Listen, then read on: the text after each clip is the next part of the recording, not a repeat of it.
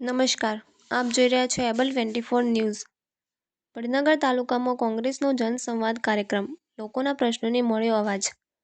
ગુજરાત પ્રદેશ કોંગ્રેસ સમિતિ દ્વારા જિલ્લા અને તાલુકા પંચાયતની સીટોને ધ્યાનમાં રાખી રાજ્યભરમાં જનસંવાદ કાર્યક્રમનું આયોજન કરવામાં આવી રહ્યું છે।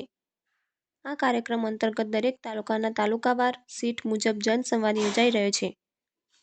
આજ રોજ વડનગર તાલુકાની શાહપુર સીટ હેઠળ શાહપુર, છાબલિયા, કૈપુર, કરબટિયા અને સુલતાનપુર ગામોમાં જનસંવાદ કાર્યક્રમનું આયોજન કરવામાં આવ્યું। આ કાર્યક્રમમાં પ્રદેશ કોંગ્રેસ સમિતિના પ્રભારી ભેમાભાઈ ચૌધરીની વિશેષ ઉપસ્થિતિ રહી। તેમની સાથે રામાજી ઠાકોર, ભરતજી ઠાકોર, અમરસિંહ ડાબી ઠાકોર, મનોહરજી ઠાકોર, સરતાનજી ઠાકોર, દિવાનજી ઠાકોર તેમજ વડનગર તાલુકાના કોંગ્રેસના પ્રમુખ જયસિંહ ઠાકોર, યુથ કોંગ્રેસના પ્રમુખ ગિરીશભાઈ અને મોટી સંખ્યામાં કોંગ્રેસના કાર્યકરો હાજર રહ્યા હતા। જનસંવાદ દરમિયાન ગ્રામજનોએ પોતાની સમસ્યાઓ, વિકાસ સંબંધિત માંગણીઓ અને સ્થાનિક પ્રશ્નો ખુલ્લેઆમ રજૂ કર્યા હતા। નેતાઓએ લોકોની વાત ધ્યાનપૂર્વક સાંભળી અને યોગ્ય નિવારણ માટે પ્રયત્ન કરવાની ખાતરી આપી। સાથે સાથે આવનારી પંચાયત ચૂંટણીમાં ગામોથી સારા, લોકપ્રિય અને જનસેવામાં લાગેલા ઉમેદવારને આગળ લાવવાની જરૂરિયાત અંગે પણ ગ્રામજનોએ પોતાનો અવાજ વ્યક્ત કર્યો હતો। આ જનસંવાદ કાર્યક્રમથી કોંગ્રેસની પાર્ટી અને જનતા વચ્ચેનો સંપર્ક વધુ મજબૂત બન્યો છે અને લોકશાહી રીતે લોકોના પ્રશ્નોને પ્રાથમિકતા આપવાની ભાવના સ્પષ્ટ જોવા મળી રહી હતી। સમગ્ર કાર્યક્રમ સકારાત્મક વાતાવરણમાં સફળતાપૂર્વક સંપન્ન થયો હતો। અહેવાલ રણજીતસિંહ ઠાકોર સાથે શૈલેષ ઠાકોર। ખાસ કરીને આપે બધાએ આપણો છે, આપણો પાડોશી છે એમ કરીને આપણે એને વોટ આપીને દેશનો વડાપ્રધાન બનાવ્યા। શું મળ્યું આપણને? એમને જ કહ્યું હતું કે 60 વાળું પેટ્રોલ 40 રૂપિયા કરવું છે, આવું કીધું હતું। બધું કીધું, કોણે કહ્યું હતું? મોદી સાહેબે જ કહ્યું હતું। શું કર્યું? 40 વાળું ને ના થયું, પણ 60 ને 100 થઈ ગયા। વિદેશમાં કાળું નાણું પડ્યું છે, એને પાછું લાવવું છે, આવું મોદી સાહેબ બોલે હતા। આ દરેકના ખાતામાં 14 લાખ રૂપિયા નાખવાના। આયા તમારે 14 લાખ રૂપિયા આયા હોત કહેજો, કદાચ શાહપુરમાં આવ્યા હોય, પાડોશી છે નાખ્યા હોય કદાચ ભલામણ આયા હોય। આજ મોદી સાહેબે કહ્યું હતું કે મારા યુવાનોને 2 કરોડ રોજગાર આપવાનો છે। આપ્યો રોજગાર, જે નોકરી કરતા ને એ ઘરે આવી ગયા પાછા। કારણ કે મોંઘવારી એટલી બધી લાવી દીધી કે જ્યાં 3 જણા નોકરી કરતા ને તો એમને છૂટા કરવા પડ્યા, કારણ કે પગાર નથી થતો। એ સ્થિતિનું નિર્માણ કર્યું।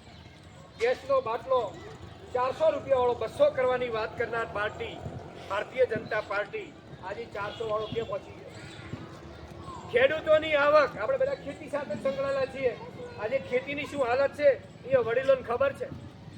રાત દિવસ કાળી મજૂરી કરે, 2 છેડા ખેતીમાં ભેગા નથી થતા। થાય છે શાહપુરમાં થતા હોય, હા, 2 છેડા નથી। આવક ઘટી, ખર્ચાઓ વધી ગયા। આપણા પાકના ભાવ આજે ઈના ઈ જ મળે છે અને 2022માં ખેડૂતોની આવક ડબલ કરનારની આ ભારતીય જનતા પાર્ટી। ખેડૂતોની આવક ડબલ થઈ, ખર્ચા બધા 3 ગણા થઈ ગયા। ડબલની વાત છોડો, 3 ગણા 4 ગણા ખર્ચા થઈ ગયા। આજે આપણું ખાતર જે 200 મળતું હતું અત્યારે કેટલા મળે છે? કેટલા ગણા થયા? તો આપણો પાકના ભાવ તો ઈના ઈ જ છે। આ ફક્ત ને ફક્ત ભારતીય જનતા પાર્ટીની સરકાર ઉદ્યોગપતિઓ માટે કામ કરે છે। આ આપણે બધાએ હવે સમજવું જરૂરી છે। ઉદ્યોગપતિઓના દેવા માફ થાય, પણ ખેડૂતોનું દેવું માફ નથી થતું। વાતો કરે મોટી મોટી, ખેડૂતોનું આમ કરીશું, આવક ડબલ કરીશું, ખેડૂતોના દેવા માફ નથી થતા। આ વખતે કોંગ્રેસ પાર્ટીએ નક્કી કર્યું છે ગુજરાતની અંદર 2027માં સરકાર બનશે, ખેડૂતોના તમામ દેવા માફ કરવામાં આવશે। આ નિર્ધાર સાથે આપણે આજે અહીંયા બેઠેલા દરેક મા બાપનું સપનું હોય છે, રાત દિવસ કાળી મજૂરી કરીએ। શેના માટે? આપણા પરિવાર માટે, આપણા સંતાનો માટે।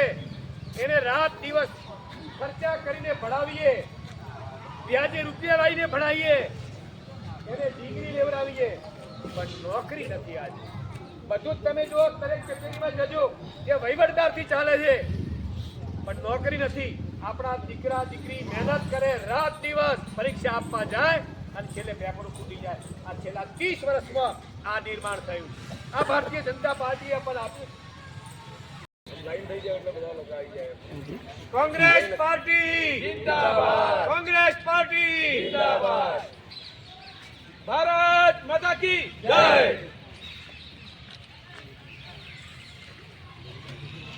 ચલો